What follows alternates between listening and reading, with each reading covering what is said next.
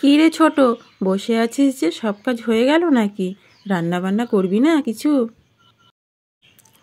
হ্যাঁ দিদিভাই, রান্না করব। কাজকর্ম মোটামুটি সবই হয়েছে, অল্প কিছু বাকি আছে। একটু বিশ্রাম নিয়ে নিই, একটানা কাজ করতে ভালো লাগে না। হ্যাঁ ঠিকই বলেছিস, আমারও তাই। আমি একসাথে অনেক কাজ করলে না হাঁপিয়ে যাই, তাই আমিও একটু বিশ্রাম করে করে কাজ করি। এই বাইরের কাজগুলো সারলাম, এরপরে একটু বিশ্রাম নিয়ে তারপর আবার রান্না বসাতে হবে।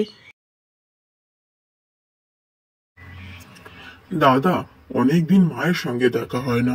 একবার চলো না, মায়ের সঙ্গে কি একটু দেখা করে আসি। মা তো গ্রামে একা একা থাকে, কতই না কষ্ট হয় মায়ের। যাবে? চলো না, একটু দেখা করে আসি। আরে আমিও তো কদিন ধরে তাই ভাবছি, মাকে একটু দেখতে যাব। তা চল, মাকে একটু দেখেও আসি। আমার তো মন চায় মাকে এখানেই নিয়ে চলে আসি, কিন্তু তোর বৌদি তো মানবে না। তোর বৌদি যদি একটু মানতো, মাকে আমি এখানে নিয়ে চলে আসতাম। কি আর করার, সবই আমাদের পোড়া কপাল, আর কিচ্ছু না। ঠিক আছে, চলো এখন যাই। সকাল সকাল বেরিয়ে পড়ি, আবার তাড়াতাড়ি চলে আসতে হবে। তোমার তো দোকানটা আবার বন্ধ গেলে লস যাবে। চলো চলো, দেরি করো না। আচ্ছা বেশ, চল যাই।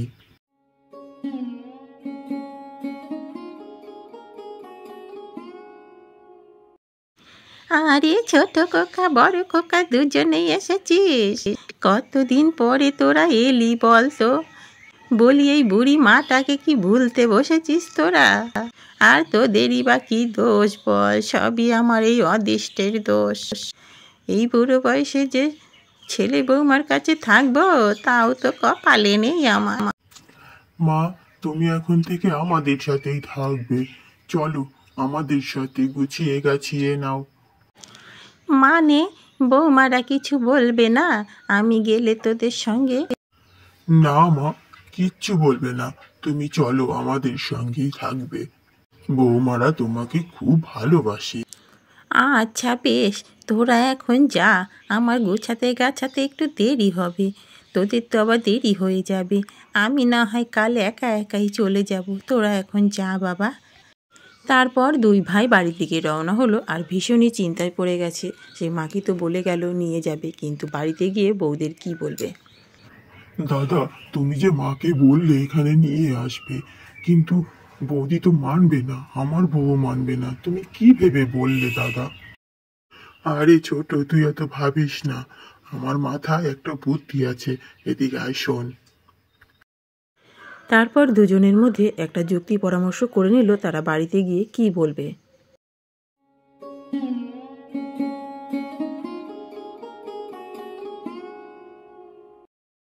সুশীলা, মা কাল এখানে আসছে, এখন থেকে এখানেই থাকবে।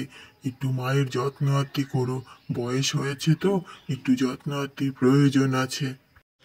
না না না না, আমি ওসব কিচ্ছু করতে পারবো না তোমার মায়ের জন্য। যত জ্বালা, এই বুড়িটা আমাকে জ্বালিয়ে পুড়িয়ে মারলো। ওই বুড়ির জন্য আমি কিচ্ছু করতে পারবো না, বলে দিলাম। শোনো সুশীলা, তোমার ভালোর জন্যই একটা কথা বলছি। মায়ের কাছে একটা ভারী সোনার হার আছে। বলেছে যেই বৌমা বেশি যত্ন করবে, সেই সোনার হারটা পাবে। এবার তুমি বুঝে দেখো, যত্ন করবে না ছোট বউ করবে। কি গো, শুনলাম তোমার মা আসবে? তা কোথায় থাকবে শুনি? আমার এখানে না দিদির ওখানে? আমি কিন্তু এখানে রাখতে পারবো না, এই আমি বলে দিলাম।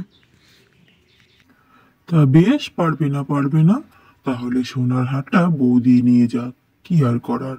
মায়ের সেবা যত্ন যদি ঠিক মতন করতে পারতে, তাহলে একটা মায়ের সোনার হার পেতে। কি আর করা যাবে। কি বললে? মায়ের সেবা যত্ন করতে পারলে সোনার হার পাবো? তাহলে তুমি আমাদের বাড়িতেই নিয়ে এসো, সোনার হারটা আমিই নেব সেবা যত্ন করে, এই আমি বলে দিলাম। হ্যাঁ রে ছোট, শুনেছিস কাল মা আসছে? তো দাদাকে বললাম মাকে নিয়ে আসতে। বয়স হয়েছে, গ্রামের বাড়িতে একা একা থাকতে পারে বলতো? আমার কাছে থাকলে একটু যত্ন আত্তি পাবে, তাই আমি বললাম নিয়ে আসতে। এতদিন পর সেবা যত্ন করার কথা মনে পড়েছে। তবে তুমি যাই করো না কেন, ওই হার তোমাকে হাতাতে দেব না। ওটা আমার অধিকার, আমিই নেব। কেন দিদি, মায়ের সেবা যত্ন কি তুমি একাই করতে পারো? আমি কি পারি না সেবা যত্ন করতে? সেবা যত্ন আমিও করব, মা আমার কাছেও থাকবে। বড় এলেন রে সেবা যত্ন করতে। গলার হারটা আগে সরাই, তারপরে তো তোর বাড়িতে পাঠাবো সেবা যত্নের জন্য। চলি গো দিদি, অনেক দেরি হয়ে গেছে, গিয়ে রান্না বসাতে হবে।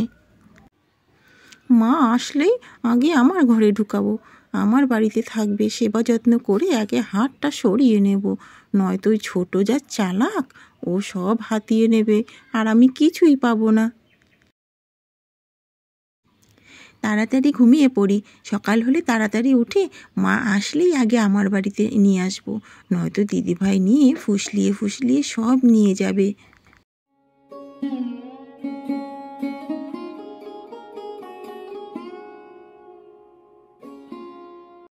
সকালবেলা ঘুম থেকে উঠেই দুই বউ দৌড়ের কাছে বসে রয়েছে কখন শাশুড়ি আসবে। শাশুড়ি আসলে কে আগে তার বাড়িতে নিয়ে যেতে পারে। এখনও তো আসছে না, কখন আসবে?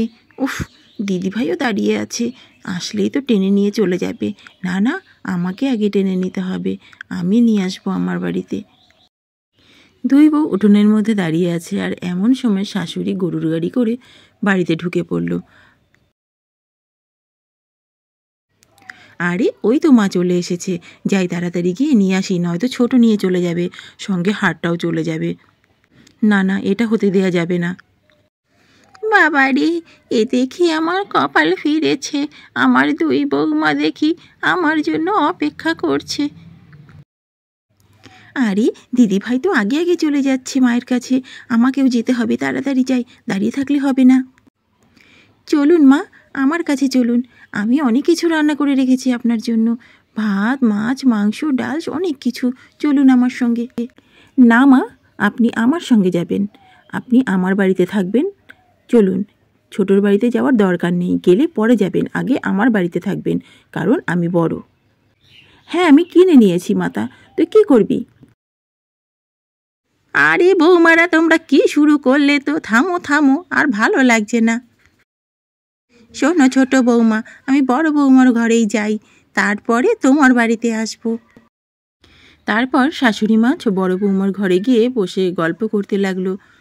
বড় বৌমা অনেক ভালো ভালো কথা এবং গল্প করতে লাগলো শাশুড়ি মার সঙ্গে।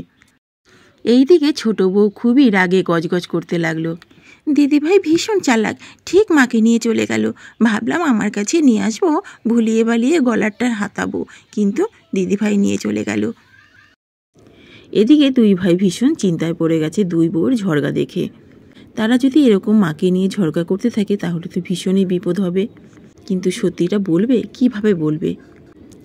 না, আমার এখানে দাঁড়িয়ে থাকলে চলবে না, আমি একবার গিয়ে দেখি তো মায়ের সাথে কী এত কথা বলছে। এদিকে বড় বউ শাশুড়িকে সুন্দর করে ভাত বেড়ে দিয়েছে খাওয়ার জন্য।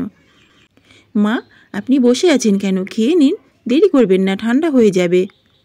আরে ওই তো আমার খোকা এসেছে, বড় খোকা তুই এসেছিস, বস বস, তোর সঙ্গে একটু গল্প করি। তা তুই ভালো আছিস তো বাবা? এরা কথা বলতেই ছিল, এমন সময় ছোট বউ এসে হাজির হয়েছে। মা, আমি আপনাকে কত করে বললাম আপনি আমার সঙ্গে চলুন, আমি আপনার জন্য অনেক কিছু রান্না করেছি, দিদিভাই কী সব দিয়ে আপনাকে ভাত দিয়েছে, আপনি কি এগুলো খেতে পারবেন? তারপর ছোট বউ আর বড় বউ খুব ঝগড়া শুরু করে দেয়, আর শাশুড়ি সেটা দেখতে থাকে। দেখো দিদি, তুমি কিন্তু মাকে আমার সঙ্গে যেতে দাও। কেন ছোট, না যেতে দিলে কি করবি তুই? দুই বউয়ের ঝগড়ার মধ্যে শাশুড়ি অসুস্থ হয়ে পড়ে এবং অজ্ঞান হয়ে মাটিতে পড়ে যায়। তাই দেখে দুই বউ ভীষণই ভয় পেয়ে যায়, আর ছেলেরাও চলে আসে সেখানে। আরে মায়ের কি হলো? মায়ের কি হলো? মা কি অসুস্থ হয়ে পড়েছে? তাহলে গয়নাটার কি হবে? তখন বড় ছেলে এসে বলতে থাকে, দেখো, তোমরা বেশি গয়না গয়না করো না, মায়ের কোনো গয়না নেই। তোমরা মাকে পছন্দ করো না, তাই মিথ্যে কথাটা বলতে বাধ্য হয়েছি। তোমরা এখন বুঝতে পারছো তোমরা কতটা লোভী? একটা গয়নার জন্য তোমরা ঠিক কি কি করতে পারো। এই কথা শোনা মাত্রই দুই বউ অঝরে কাঁদতে লাগলো। এ তুমি কি বলছো? তুমি তো বললে গয়না আছে, তাই তোমাকে আমি এত আদর যত্ন করছিলাম। কিছুক্ষণ পরে শাশুড়ির জ্ঞান ফিরে আসে এবং উঠে বসে, আর তখন দেখতে পায় তার দুই বৌমা খুব কান্নাকাটি করছে। শাশুড়ি মা ভাবল তার অসুস্থ হওয়ার কারণে দুই বউ কান্না করছে। তখন শাশুড়ি বলতে লাগলো, হ্যাঁ রে ছোট খোকা, বড় খোকা, তোরা ঠিকই বলেছিস। আমার বৌমা আমাকে খুব ভালোবাসে, তাই তো এত কান্নাকাটি করছে। তাহলে বন্ধুরা, আজকের এই গল্পটি কেমন লাগলো? যদি ভালো লেগে থাকে অতি অবশ্যই আমাদের এই চ্যানেলটি সাবস্ক্রাইব করে পাশে থেকো। টাটা আমার ছোট ছোট সোনা বন্ধুরা, তোমরা খুব ভালো থেকো।